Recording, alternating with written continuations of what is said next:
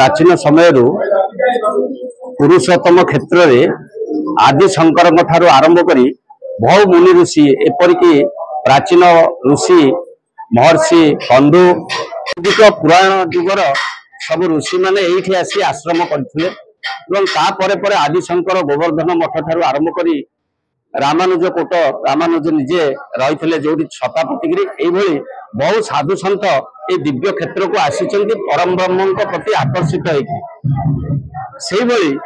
पूज्य बाबा वैकुंठनाथ जी से श्रीक्षेत्र को आसुले परम ब्रह्म सहित सानिध्य रही से स्वयं दारु ब्रह्म कृपा प्राप्त होकरी संबंध में अनेक भजनावली रचना कर आमर समाज को से जो सारस्वत आध्यात्मिक भेटी देती जुगे जुगे अमर रही जो आश्रम रही समस्त भक्त श्रद्धालु शिष्य ये माने बाबांकर गुण महिमा गान करी जुगे जुगे कृतार्थ हे।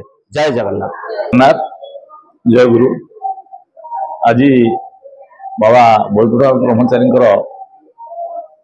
ये आश्रम प्रतिष्ठा हुआ 7 वर्ष बीतीगला तेणु सप्तम वार्षिक उत्सव आम मानकर महासौभाग्य महाभाग्य अंतरात्र प्रचार सुमन तरफ आम समस्ते बाबा सत्यान दास महाराज अनुरोध क्रमे आम आसलु। सुंदर आरेंजमेंट सबु साधुसंत बरण्य साधुसंत सह सबु गुरुदेवंकर परम भक्त एवं अन्य माने समस्त आसू अशेष धन्यवाद अर्पण करुच्ची। आमे महाभाग्य करूँ जे कि ये आश्रमर सप्तम वार्षिक पूर्ति उपलक्षे आम आसिलु एवं खूब सुंदर लगिला भल लगिला। जय गुरु जय जगन्नाथ। नारायण महापात्र संगठन संपादक श्री जगन्नाथ पांचरात्र प्रचार समिति आज पुरी सेनापति बगीचा स्थित बाबा वैकुंठनाथ आश्रम वार्षिक सम्मेलन था सप्तम वार्षिक सम्मेलन।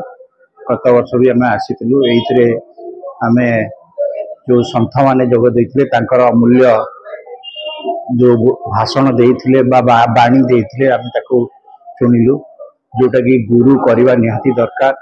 गुरु जीवन रे उन्नति पाई गुरु कृपा निहाती आवश्यक।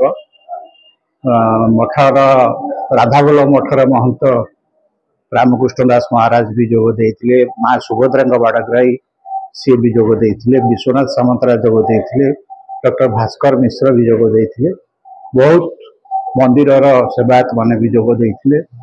ये गोटे सत्संग तेणु समस्ते प्रभु बाणी शुणिले सन्थ मान सेटा निजर उन्नति हुए। बहुत सुंदर भाव ये कार्यक्रम आम उपभोग कलु। धन्यवाद। जय जगन्नाथ।